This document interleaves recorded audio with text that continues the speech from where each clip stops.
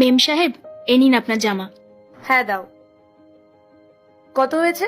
মেম সাহেব, আপনার আগে 300 টাকা হয়েছিল আর আজকে 100, সব মিলিয়ে 400 টাকা। আচ্ছা ঠিক আছে।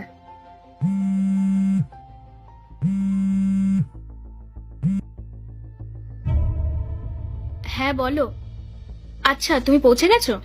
ঠিক আছে, আগের হিসাবগুলো কিন্তু করে আসবে। হ্যাঁ হ্যাঁ, আমি মেম সাহেবের বাড়ির জামা কাপড়গুলো দিয়ে আসছি। হ্যাঁ হ্যাঁ, আমি তাড়াতাড়ি পৌঁছে যাব। আচ্ছা শোনো না, তুমি আসার সময় বাজার করে নিয়ে এসো। ঘরে কিন্তু কিছু নেই। আচ্ছা ঠিক আছে, রাখছি আমি। মেম সাহেব, আমার টাকাটা? আমি তো টাকাটা দিয়ে দিলাম তোমাকে। হ্যাঁ, তুমি যখন ফোনে কথা বলছিলে আমি তখনই তোমাকে টাকাটা দিয়েছিলাম, তুমি হয়তো বুঝতে পারোনি। ঠিক আছে মেম সাহেব। হুম। শোনো, এই নাও 500 টাকা। মা, তুমি ওকে কেন টাকা দিচ্ছ? আমি তো এইমাত্র ওকে সব হিসাব করে টাকা দিয়ে দিলাম। আরে মা, তোর মনে আছে এই কয়দিন আগেই আমি তোর পিসির বাড়ি গিয়েছিলাম, আর বাস স্ট্যান্ডে গিয়ে দেখি আমি আমার ওয়ালেটটাই আনতে ভুলে গিয়েছিলাম। আর সেই সময় ও আমাকে হেল্প করেছিল, আর তাই জন্যই আমি ওকে টাকাটা ফেরত দিলাম।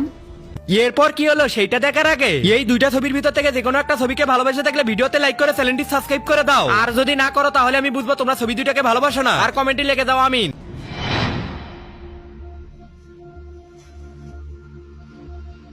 ম্যাডাম, আপনি এখানে? আরে দেখো না, আমি আসলে এক জায়গায় যেতাম, কিন্তু অনেকক্ষণ ধরে দাঁড়িয়ে আছি, কোনো বাসই আসছে না। কিন্তু ম্যাডাম, আপনি তো আজকে কোনো বাস পাবেন না, আজকে তো বাস বন্ধ। এ মা, এবার কি হবে? আমি তো জানি না আজকে বাস বন্ধ।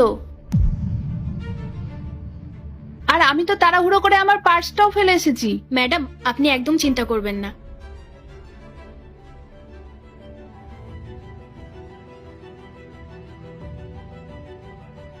এই নিন, এটা ধরুন। কিন্তু মা, আমি এই টাকাটা তোমাকে ফেরত দেব কিভাবে? আমি তো অনেকদিন পর বোনের বাড়ি যাচ্ছি, কয়দিন থাকবো তারপরে তো ফিরবো। আমি তো আপনার মেয়ের মতোই, বলুন, টাকাটা রাখুন।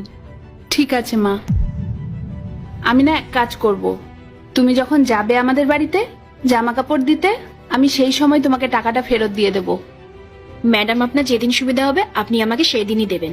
আর আপনি সাবধানে যাবেন, আমি এখন আসি। তুমিও সাবধানে যেও মা। হ্যাঁ ম্যাডাম, আসছি।